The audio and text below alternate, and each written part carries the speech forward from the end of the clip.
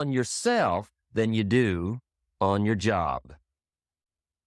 Then Mr. Shoaff gave me probably one of the most important clues among so many things he taught me, but this was in those early days. Mr. Shoaff was very kind, but he was also very abrupt. And he had these interesting questions to ask. I'm giving him a little rundown one day on how things hadn't worked out for me. He said, Mr. Rohn, I've got the answer for you if you will listen carefully. And listen carefully I did that day and for the next 5 years. If somebody's wealthy and happy, you gotta listen. He said, Jim, I've only known you a short time. But he said, it's already my honest opinion that for things to change for you, you got to change.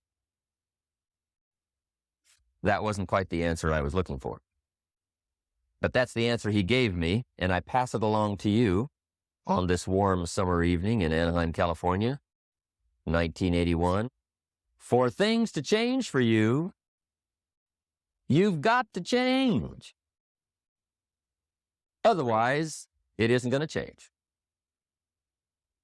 Before I met Mr. Shoaff, I used to say, I sure hope things will change. Right? That seemed to be my only hope. If it isn't going to change, I'm in serious trouble. And then I discovered it isn't going to change, so I'm in serious trouble.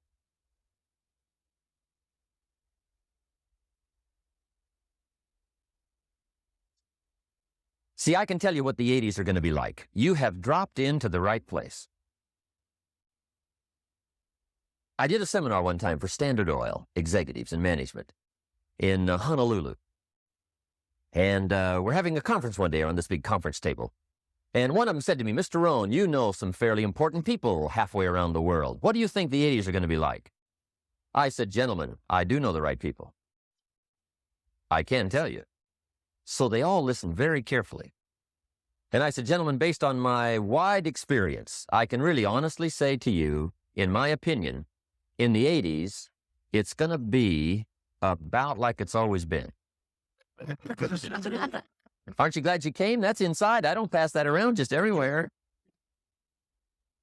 Now, of course, I said that to make a point, but I also said it because it's accurate. It's going to be about like it's always been. It isn't going to change. The tide comes in and then what? It goes out. For 6,500 years that we know of, recorded history, and probably long before that. So it is not going to change. It gets light and then what? It turns dark. 6,500 years. See, it's not likely to change.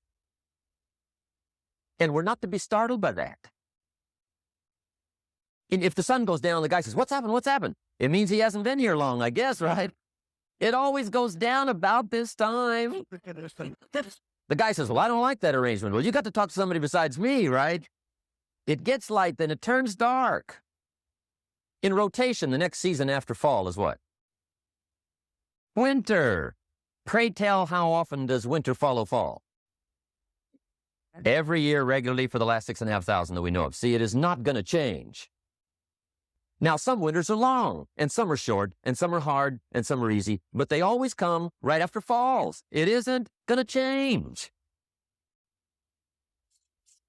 Sometimes you can figure it out. Sometimes there's no way to figure it out. Sometimes it goes well. Sometimes it gets in a knot. Sometimes it sails along. Sometimes it gets in reverse. See, that's not going to change.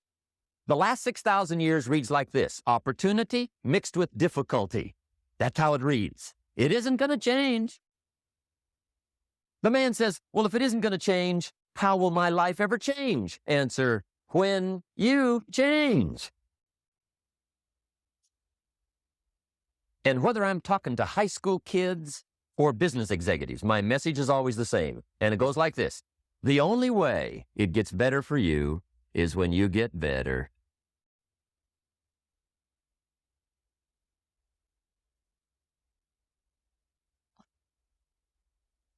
Let me give you the 4 major lessons in life to learn. Here's 4 majors.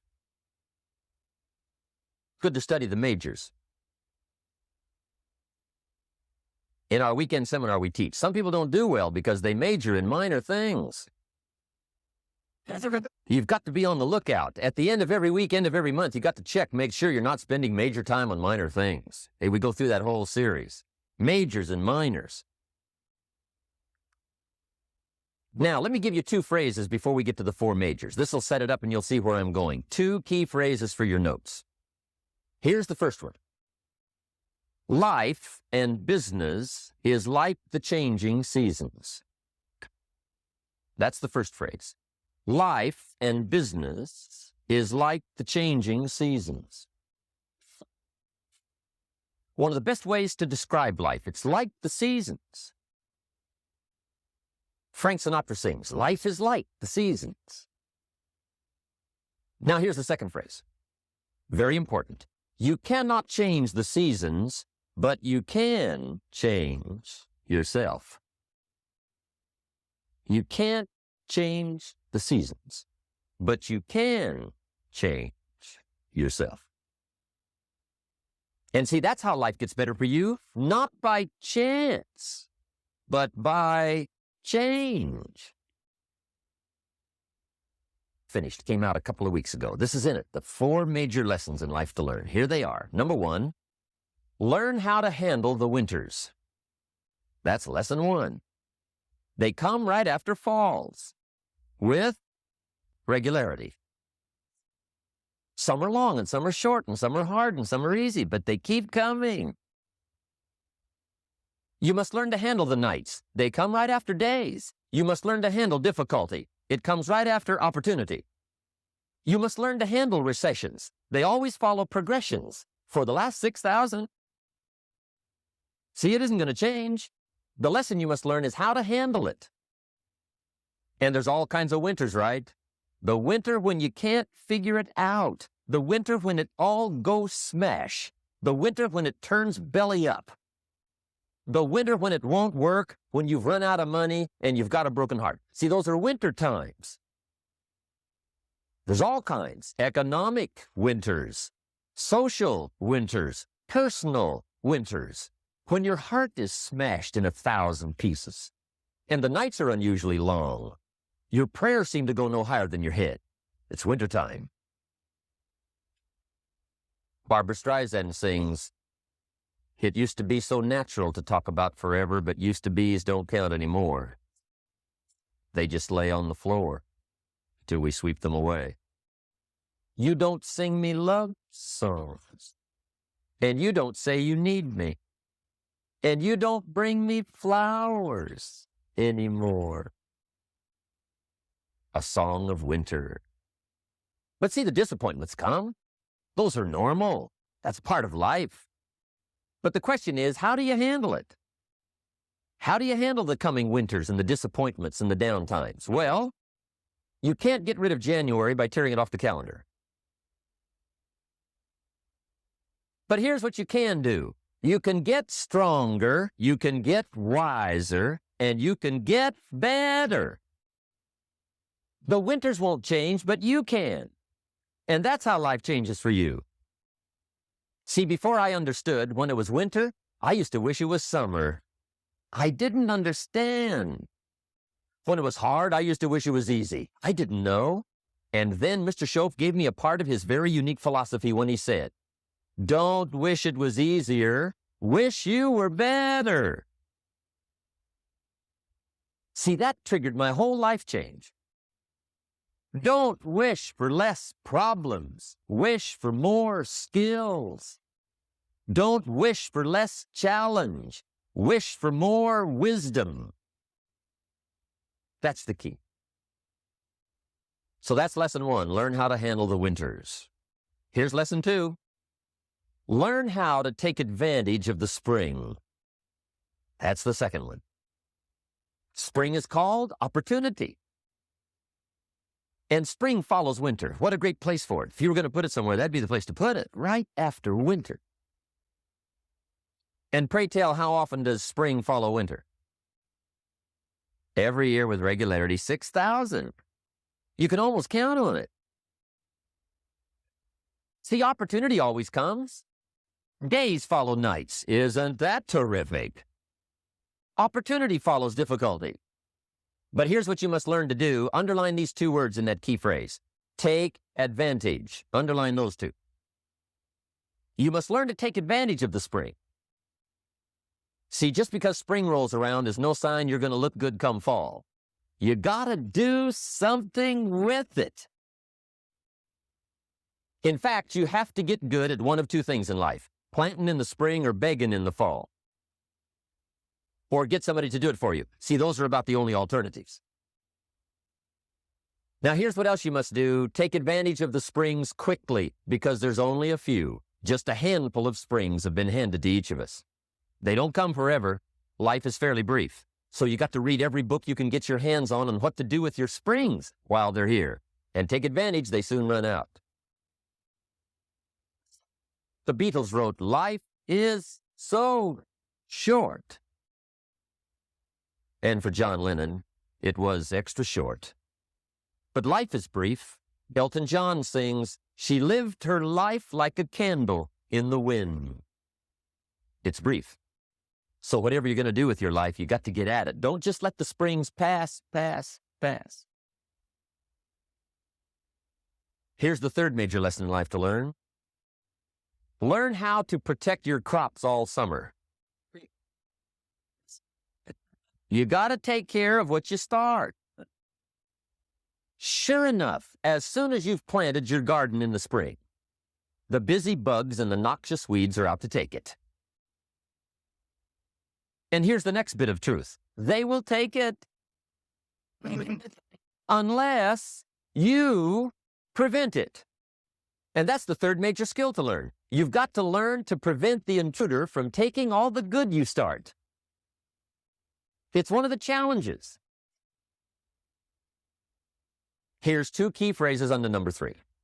First one, all good will be attacked. On this planet, maybe not the next one we get to, but on this one, all good will be attacked. Every garden will be invaded. Not to think so is naive. And here's the second phrase. All values must be defended. Political values, social values, community values, family values, marriage values, friendship values, business values. Every garden must be tended all summer. Third major lesson. Now here's number 4. Fourth major lesson in life to learn. Learn how to reap in the fall without complaint. Learn to reap come harvest time without complaint. Take full responsibility for what happens to you. It's one of the highest forms of human maturity, accepting full responsibility. It's the day you know you've passed from childhood to adulthood, the day you accept full responsibility. And another note, learn to reap in the fall without apology. Without apology if you do well, and without complaint if you don't. That's maturity. I used to have that long list of reasons why I wasn't doing well. To explain. You got to explain, right? Otherwise you're going to look bad. I used to have this funny list called Reasons for Not Looking Good.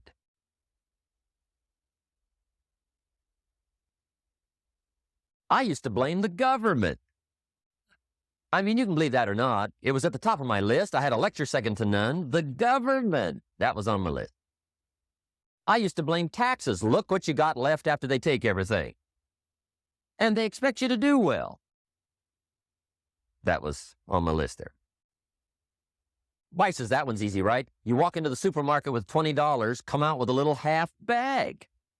So I had that on my list. I used to blame the weather.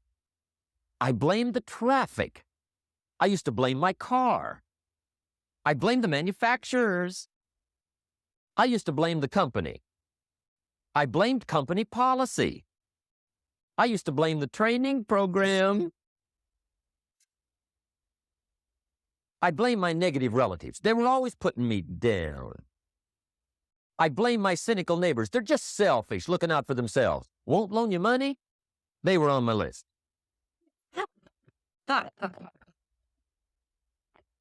I used to blame the economy.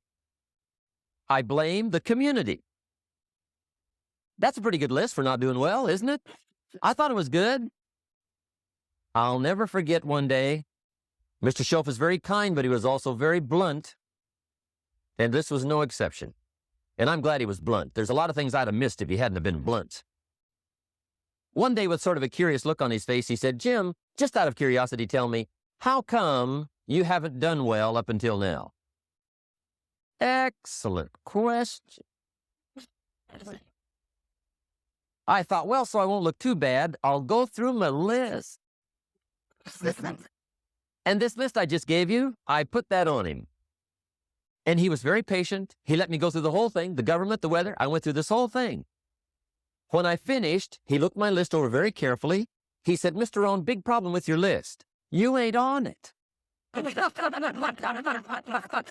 How brilliant.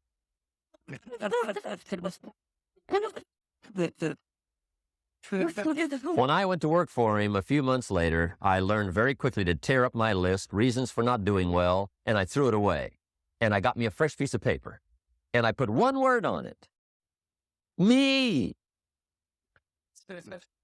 There's a Black Heritage spiritual that says it's not my mother nor my father, nor my brother nor my sister, but it's me, oh Lord, standing in the need of prayer. See, I used to blame everything outside. And then let me give you a little philosophy that helped turn my life around. For your notes,